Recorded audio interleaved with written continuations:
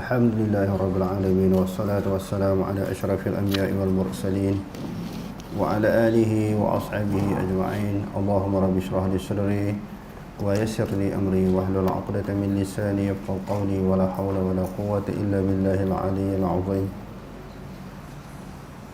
Allahumma la sahla illa ma ja'altahu sahla wa anta taj'alul huzna in syi'ta sahla. Rabbi yassir wa la tu'assir wa atmim bil khair, amma ba'd. Mana Ibrahim? Asyik ai. Di luar. Ha? Okey, siapa nak baca? Haris.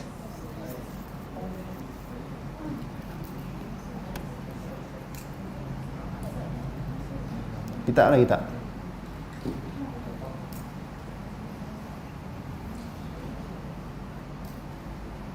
Buka surat 307.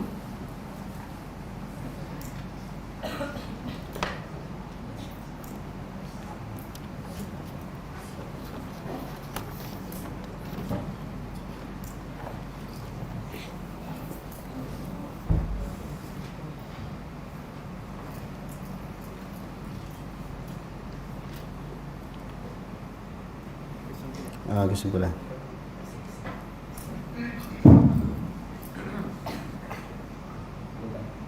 Kesimpulan, ibadah dalam Islam melibatkan ketundukan dan kepatuhan kepada Allah SWT dalam bentuk mendekatkan diri kepadanya berdasarkan apa yang disyariatkan Allah berserta kasih kepadanya.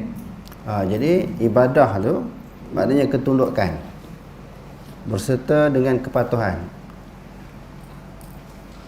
Jadi dalam kita melakukan ibadah kepada Allah Subhanahu Wa Taala dalam waktu yang sama, dalam niat hati kita nak tunduk dan nak patuh terhadap segala perintah-perintah Allah Subhanahu Wa Taala.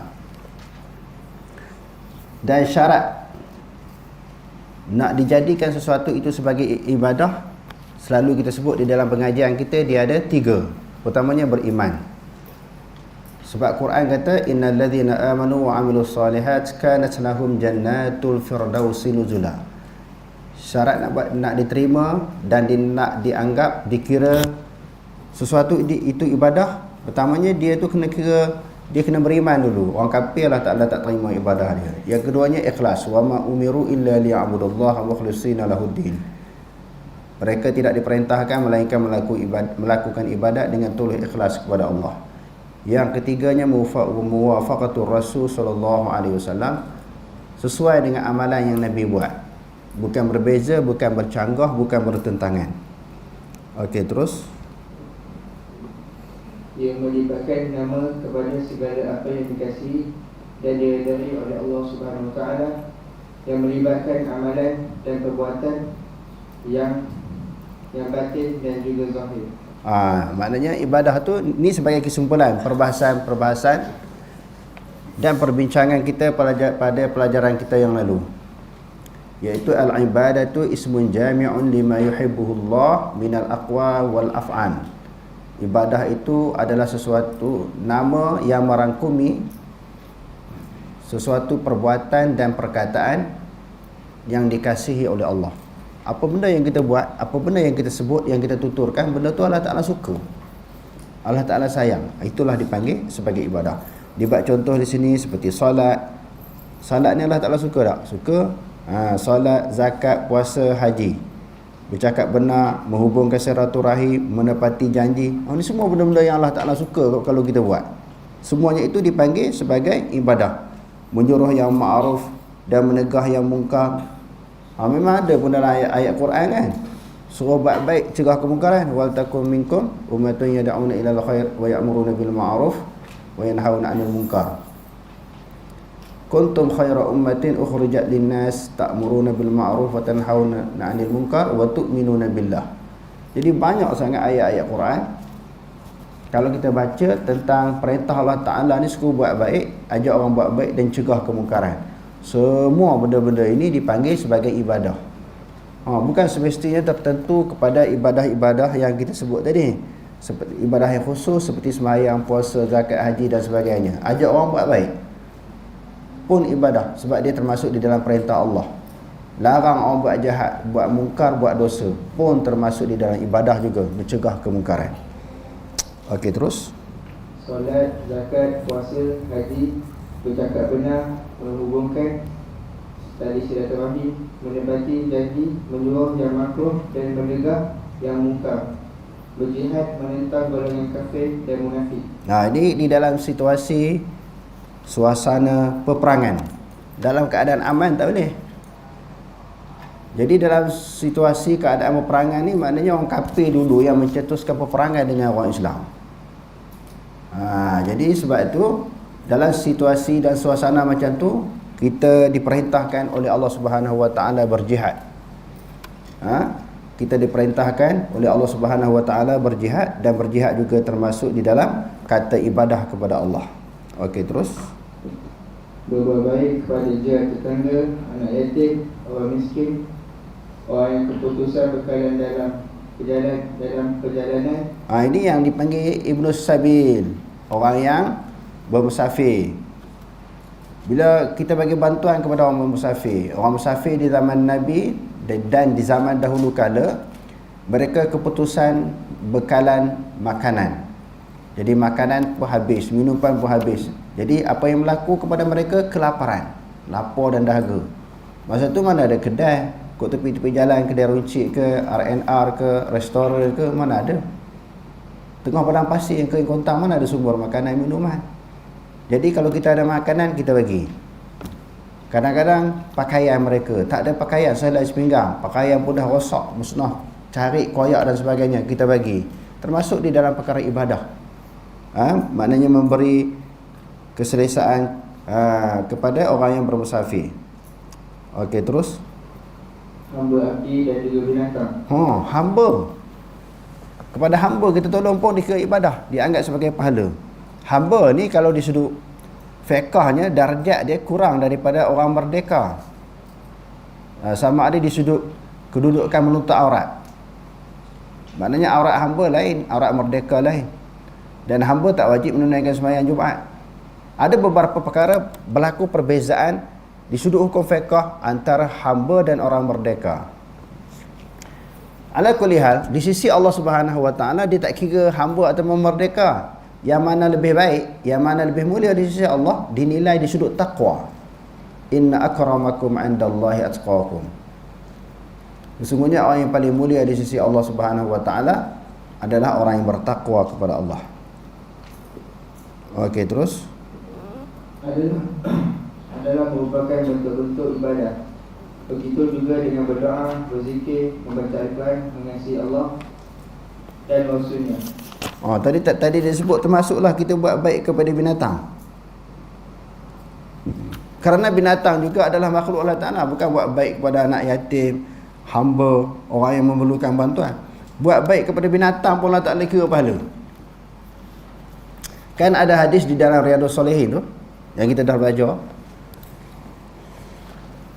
Ada seorang lelaki pada zaman dahulu kala, cerita di zaman Bani Israel, Rasulullah menceritakan kepada para sahabat, bila sampai di tengah padang pasir ni, dia merasakan kehausan, dahaga.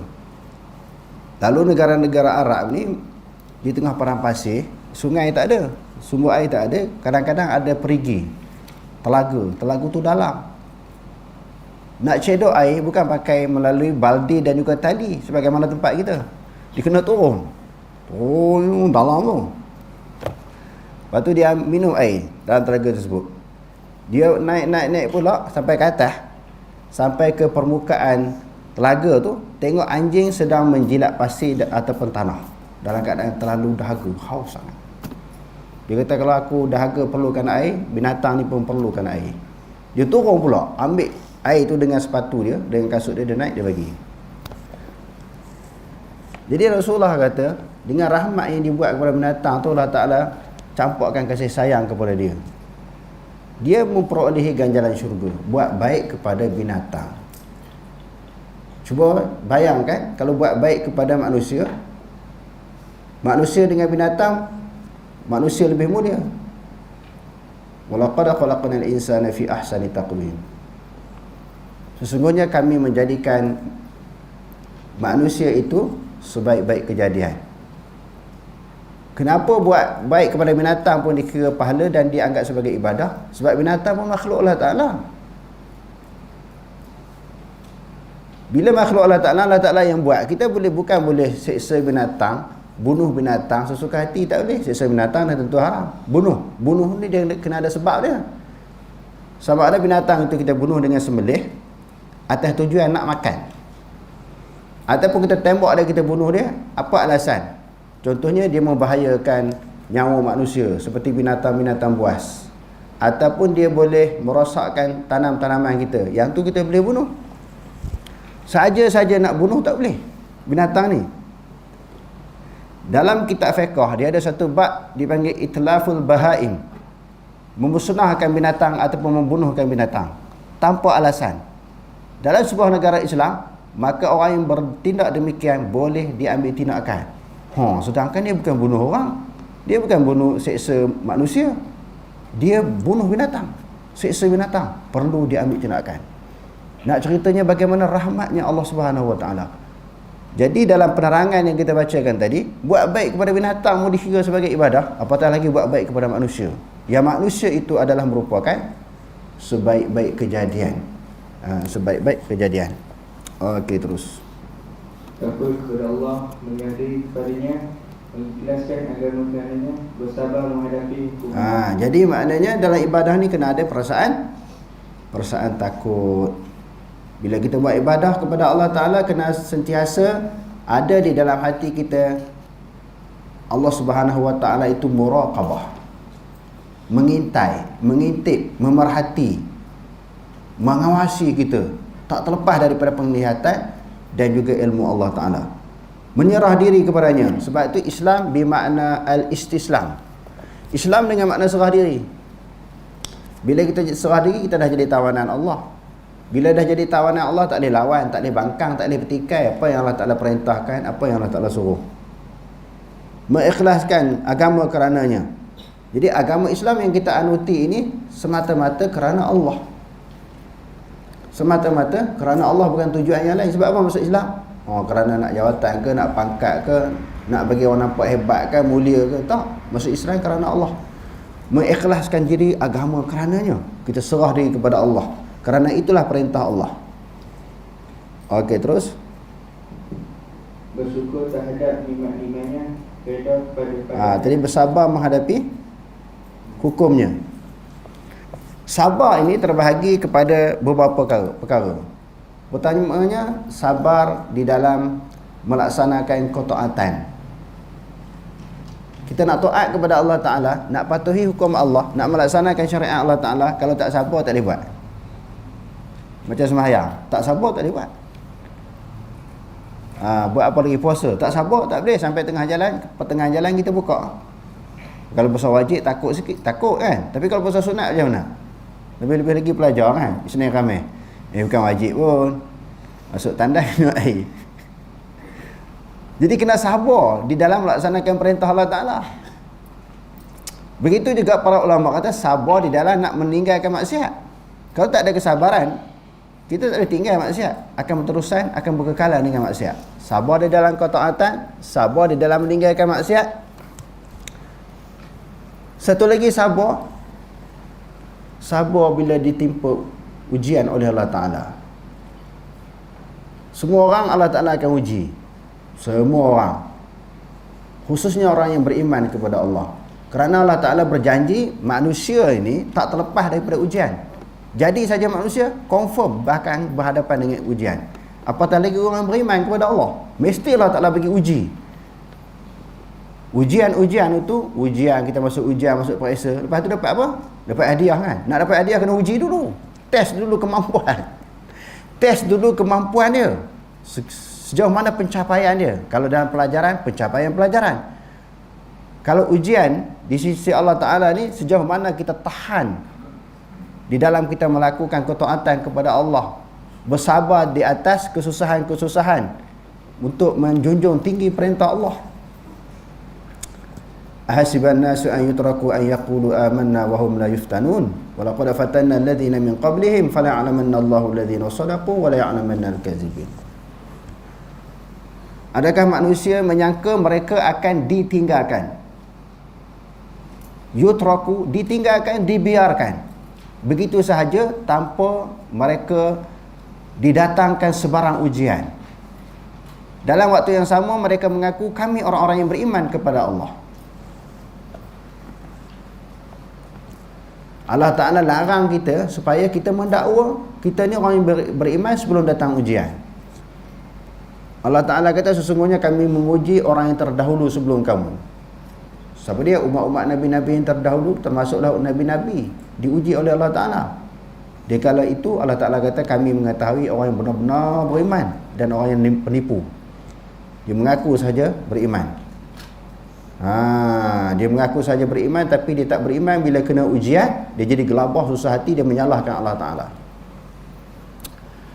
Dan ujian ini penting walaupun kita tak suka. Ujian ini sangat penting walaupun kita tak suka. Boleh jadi benda yang kita tak suka itu lebih baik, dan boleh jadi benda yang kita suka itu tidak baik. Sebagaimana Allah Ta'ala kata dalam Quran, kutiba alaikumul qitalu wa huwa kurhul lakum wa asa an takrahu syai'an wa huwa khairul lakum wa asa an tuhibbu syai'an wa huwa syarrul lakum. Diwajibkan kepada kamu berperang. Boleh jadi peperangan itu kamu tak suka. Peperangan itu satu perkara yang kamu tak suka. Boleh jadi benda yang kamu tak suka lebih baik. Sebab apa? Kalau tak berperang, maknanya tak ada tindak balas. Orang kafir duk tekan kita, bunuh orang Islam, seksa orang Islam, tak ada orang nak balas balik, dia jadi naik kepala, naik tocang, keras kepala. Lalu orang Islam dibunuh, diseksa, ditekan sesuka hati kerana tak ada orang nak bangun, nak bangkit menentang kezaliman mereka. Boleh jadi kata Allah, benda yang kamu tak suka, yakni peperangan, benda tu baik bagi kamu. Dan boleh jadi juga benda yang kamu suka, tak nak berperang, benda tu buruk bagi kamu. Jadi ujian Allah Ta'ala bagi itu ada sebab untuk mengangkat darjat kedudukan di sisi Allah. Jadi orang Islam bukan dia nak masuk syurga saja, dia nak masuk syurga dengan darjat, dengan kedudukan, dengan martabat yang tinggi. Allah Ta'ala sebut di dalam ayat yang lain, am hasibtum an tadkhulul jannah walamma ya'tikum masalul ladzina khalau min qablikum massathumul ba'sa wad-dharra wa zuzzilu hatta yaqula ar-rasul wal ladzina amanu ma'ahu mata nasrullah ala inna nasrallahi qarib.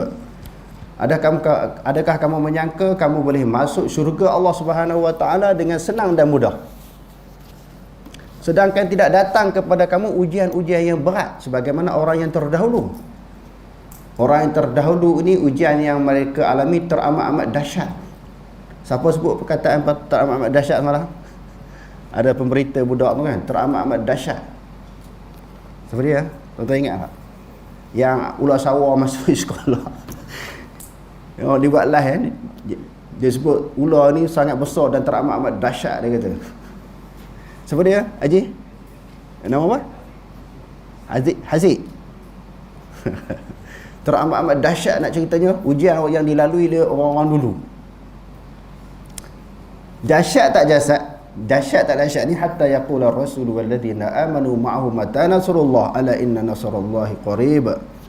Sehingga rasul dan orang-orang yang beriman bersama dengan mereka bertanya, mata nasrullah, bila lagi nak datangnya pertolongan Allah, kemenangan daripada Allah. Macam mana ni? Ujian sangat berat. Orang yang paling kuat iman adalah rasul. Tapi rasul pun tanya, bila Allah Ta'ala nak tolong ni, bila nak mencapai kemenangan? Dan juga orang-orang yang bersama dengan mereka, bersama dengan rasul. Sebab Allah Subhanahu wa taala tidak mengutuskan rasul ini dan juga para nabi melainkan bersama dengan mereka pengikut dan sahabat yang setia. Ma min nabiyyin ba'athahu Allahu min qabli illa kana ma'ahu hawariyun wal ashab. Illa kana ma'ahu hawariyun wal ashab. Tidak ada mana-mana nabi yang diutuskan sebelumku, kata Nabi, melainkan Allah Ta'ala sertakan kepadanya pengikut yang setia dan juga para sahabat. Setia ni tak lari lah, macam Hawariyun, pengikut kepada Nabi Isa AS, tak lari. Ketika senang, ketika susah, tak lari.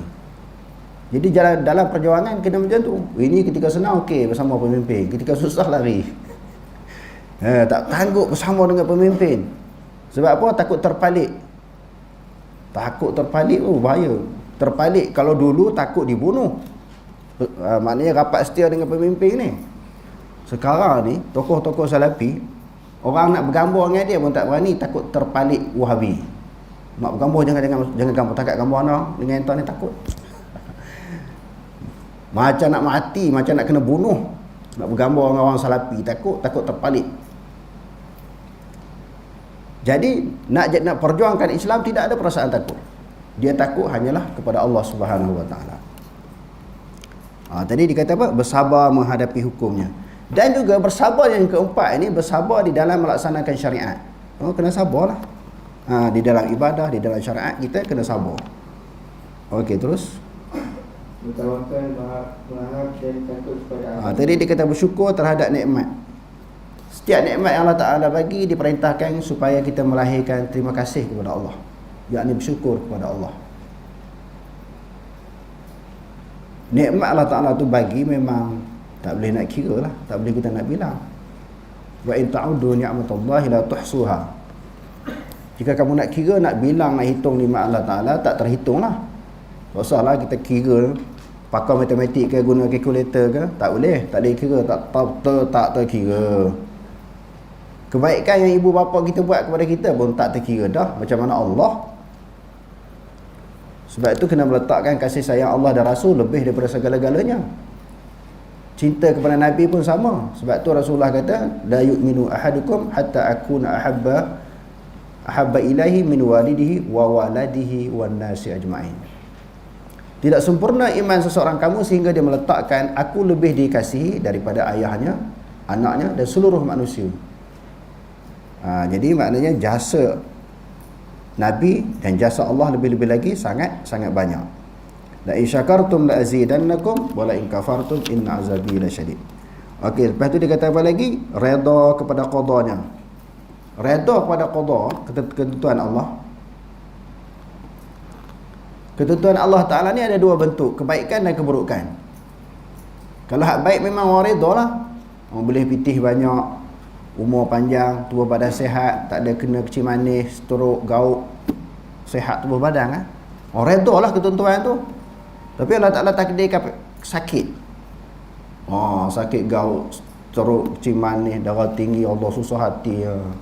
Nak makan banyak tak boleh, nak makan sekarang ni mesti loyan, nak makan loyan pun tak berani, takut gula naik. Kadang-kadang ada kawan-kawan duk cek gula. Lepas makan 7.2. Dah hentam tertarik. Lepas tu apa dia, buah doyan tu 3 biji. Saya nak sebut di sini, sama ada orang tu gula tinggi ke gula rendah, mati dia tetap mati juga. Cuma kena kawal lah kan. Tapi dia rasa sonok seolah-olah dia kadar gula itu rendah, dia tak mati. Dia rasa macam tu. Banyak orang duk cek kecil manis dia sonok je, makan malam, tengah malam tak mati gini. Hak orang kena kecil manis takut mati. Allah kata idza jaa ajaluhum la yastakhiruna sa'atan wa la yastaqdimun. Bila datang ajal seseorang kamu, dia tak boleh nak percepat, nak perlambat 1 saat, bukan 1 jam, 1 saat, 1 detik tak boleh. Nak percepat pun tak boleh. Orang yang baik dia nak mati cepat tak boleh. Orang yang kurang baik nak mati lambat. Sebab nak apa?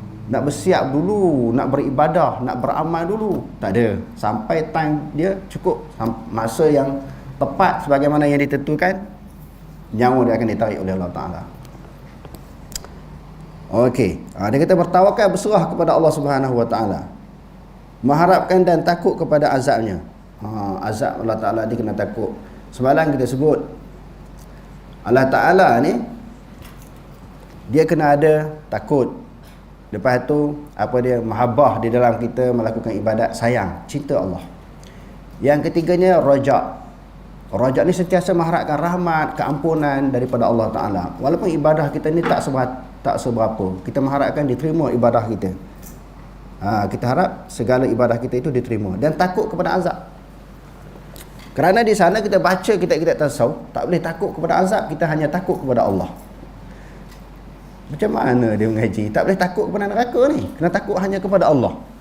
Macam kita sebut semalam lah, buat ibadah kerana Allah, tak boleh nak syurga, tak boleh nak ada niat nak dapat pahala. menunjukkan dia tak faham Quran ataupun memang dia tak baca Quran. Kalau dia baca Quran pun dia tak faham. Kalau kita baca Quran, Allah Ta'ala suruh takut kepada Allah, Allah Ta'ala suruh kita rebut pahala, Allah Ta'ala suruh kita rebut syurga, dan Allah Ta'ala suruh takut kepada neraka. Takut kepada Allah Ta'ala pun disuruh, takut kepada neraka pun disuruh. Ya ayyuhalladzina amanu taqullaha haqqa tuqatih wa la tamutunna illa wa antum muslimun. Wahai orang-orang yang beriman, takutlah kamu kepada Allah dengan sebenar-benar takut. Janganlah kamu mati melainkan dalam keadaan kamu menyerah diri kepada Allah. Takut kepada neraka ada tak ayat? Fattaqun nar allati waquduha an-nasu wal hijarah uiddat lil kafirin. Takutlah kamu kepada neraka. Yang neraka ini bahan bakarnya adalah batu-batu manusia dan batu-batu yang disembah oleh orang kafir. Disediakan bagi orang kafir. Kafir-kafir ni orang yang engkar. Takut kepada Allah Ta'ala pun ada ayat, takut kepada neraka pun ada ayat. Okey, terus. Kesemuanya termasuk ke dalam erti kata ibadah. Kerana untuk beribadahlah maka Allah Subhanahu Wa Taala menciptakan manusia. Di mana Allah Subhanahu Wa Taala, a'udzubillahi minasyaitonir rajim, wa ma khalaqtul jinna wal insa illa liya'budun. Maksudnya, dan ingatlah, aku tidak menciptakan jin dan manusia melainkan untuk mereka menyembah dan beribadat kepadaku. Jadi kalau kita tengok ayat ni, tidak aku jadikan manusia melainkan untuk beribadah kepadaku. Kerana untuk beribadah, jadi dia kata di sini kesemuanya termasuk di dalam erti kata ibadah. Kerana untuk beribadah maka Allah Ta'ala menciptakan manusia supaya buat ibadat. Sebab tu Allah Ta'ala cipta manusia. Allah Ta'ala buat manusia ni bukan saja-saja, dia ada tujuan, dia ada maksud. Tetapi Allah Ta'ala tidak mengambil faedah daripada ciptaannya. Tujuan mesti ada. Sebab ada orang yang mengaji, tak boleh sebut Allah Ta'ala buat makhluk, buat manusia ni ada tujuan, ada sebab. Sebab apa? Kalau ada tujuan, ada sebab, macam Allah Ta'ala ambil munafaat daripada kejadian dia.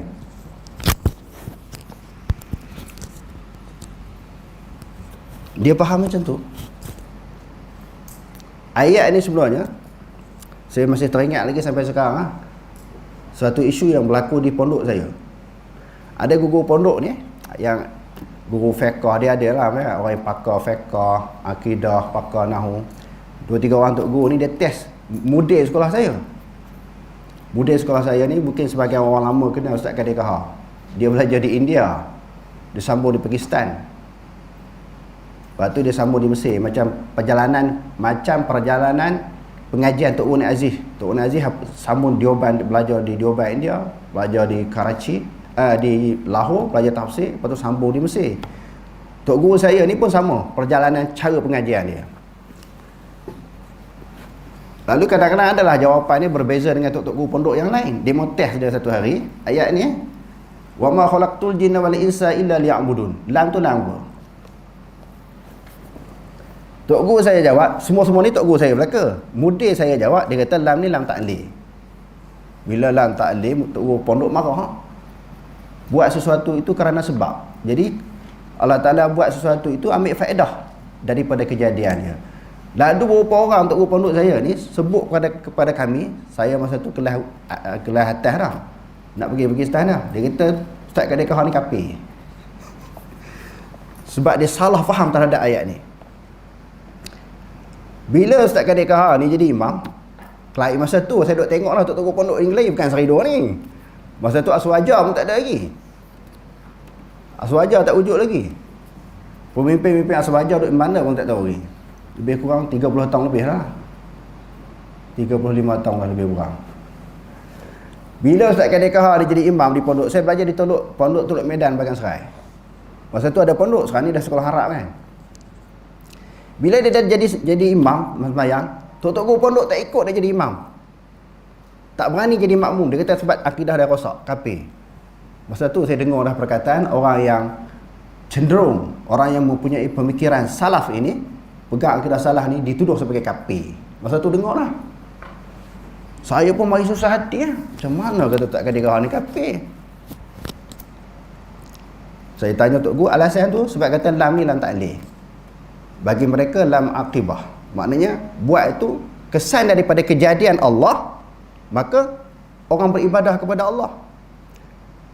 Kesan daripada penciptaan manusia dan jin, lalu orang beribadah kepada Allah. Bukan Allah buat manusia dan jin kerana untuk sembah dia. Kalau kerana, tak boleh. Sebagaimana kata Allah Ta'ala Taharas.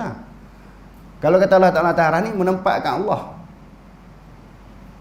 yang memerlukan tempat adalah makhluk. Dia faham macam tu. Dulu dah orang duk kelahi dah.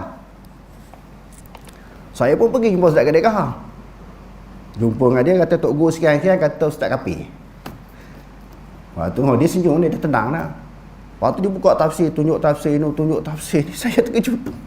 Tunjuk kamus bahasa Arab. Suruh Ustaz tu baca kitab ni, baca kitab ni, baca ni. Saya terpegun. Saya secara kebetulan pula, masa mengaji di pondok tu, ada satu tafsir ada. Tafsir Ibnu Katsir. Tafsir Ibnu Katsir ni saya belajar dah. Saya pun, bila Ustaz Kadir kata macam, saya balik buka Ibnu Katsir. Malam ni pun saya nak tunjuk lah. Sebelum buka Ibnu Katsir ni, saya nak buka i'rab Quran tadi.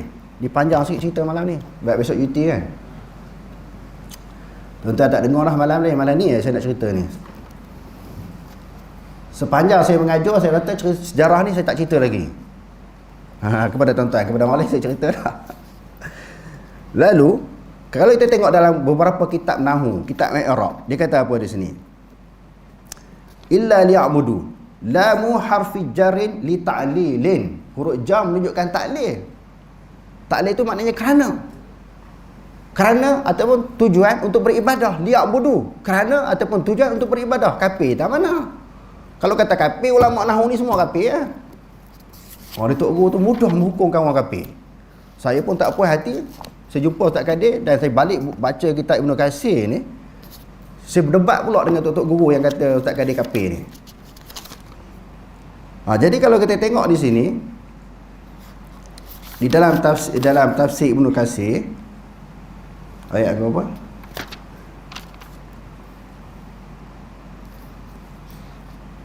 Ayat berapa? Terlupa tadi.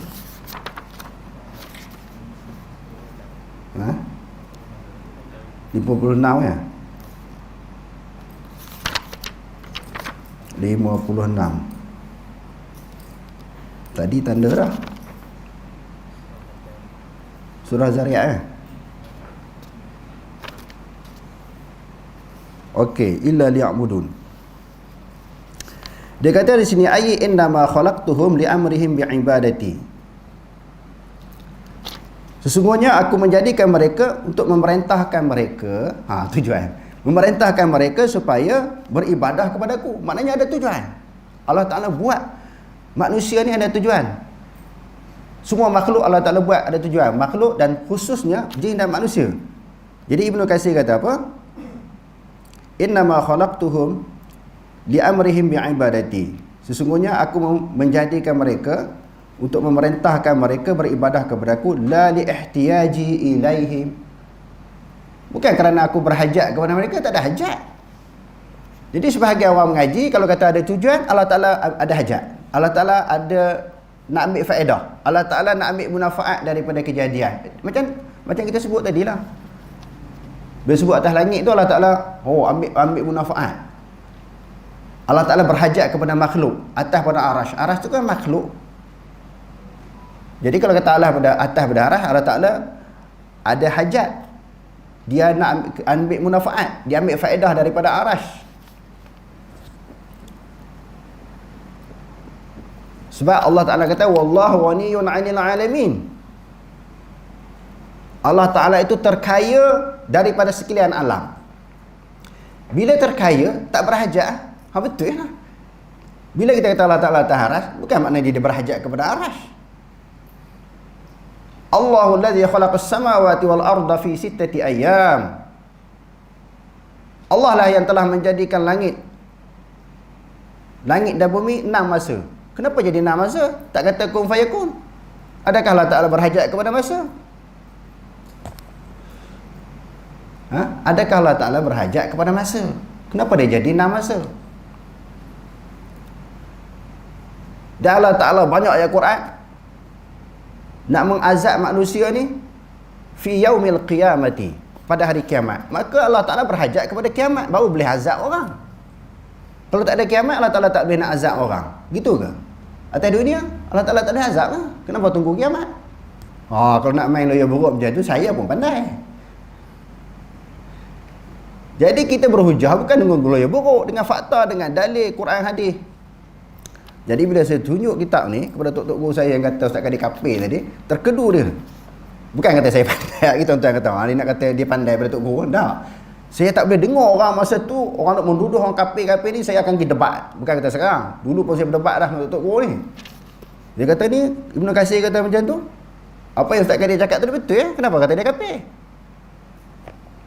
Masa tu mereka senyap, tak boleh jawab. Setakat tu lah, mungkin saya dah keluar boleh tu jawab kan. Setakat tu dia tak jawab. Sebab apa jadi macam tu? Sebab belajar akidah tidak melalui akidah salaf. Akidah salaf ini dia sangat kuat berpegang teguh dengan Quran dan hadis. Jadi kalau kita tengok dalam Quran, hadirin sekalian, okey, saya nak baca satu tafsir lagi. Sebelum nak baca beberapa ayat Quran tentang Allah Ta'ala jadikan semua makhluk itu ada sebab, ada tujuan. Tetapi Allah Ta'ala tak ambil manfaat daripada kejadian dia.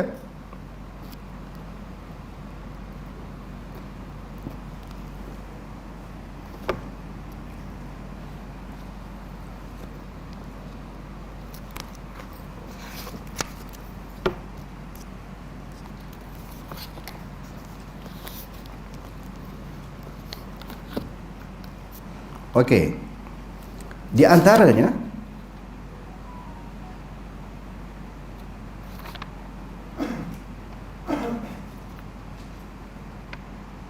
wama khalaqnas samaa'a wal arda wama bainahuma la'ibin, dan tidaklah kami menjadikan langit dan bumi dan sesuatu yang berada di antara keduanya la'ibin, main-main, sia-sia. Di dalam kitab Taisirul Karimil Quran, Taisirul Karimil Rahman fi Tafsiri Kalamil Mannan, dalam tafsir ini dia kata apa? Yukhbiru ta'ala annahu ma khalaqas samawati wal arda abatha. Allah Ta'ala menceritakan dia tidaklah menjadi langit dan bumi itu maknanya sia-sia, tak ada faedah. Wala la'iban, main-main, min ghairi faidatin, tanpa faedah, tanpa tujuan. Bal khalaqaha bil haqqi walil haqqi liyastadilla bihal ibadu ala annahu khaliq, ala annahu al khaliqul azim. Untuk menjadi hujah kepada manusia, Allah Ta'ala itu pencipta yang agung. Allah Ta'ala buatlah apa pun, langit dan bumi, semua makhluk, khususnya manusia dan jin, mesti ada tujuan. Kalau orang mengaji tauhid, akidah bukan melalui akidah salaf, tak boleh sebut Allah Ta'ala buat tu ada tujuan. Kalau ada tujuan, Allah Ta'ala ambil faedah, ambil manfaat daripada kejadian. Maknanya ambil faedah ni manusia. Tu yang kata kafir, kafir saja. Jadi maknanya tak salah, dan memang itu disebut dalam Al-Quran, bahawa Allah Subhanahu Wa Taala menjadikan semua makhluk, khususnya dindak manusia ini, Allah Ta'ala buat ada sebab, ada tujuan, ada faedah, ada keperluan, bukan saja-saja. Sebab itu dalam ayat ni dia kata illa liya'budun. Asalnya ya'budunani. Lam tu lam apa dia? Lam tak boleh. Dia ambil apa? Jadi lam tu maknanya lam ta'lil sebahagian ulama sebut, ataupun lan aqibah, maknanya akibat daripada kejadian jin dan manusia, maka manusia dan jin beribadah kepada Allah. Setelah dijadi, akibat kejadian tersebut, maka mereka beribadah kepada Allah. Wallahu a'lam. Aqulu qawli hadza wa astaghfirullahal azim li wa lakum. Wassalamu alaikum warahmatullahi taala wabarakatuh.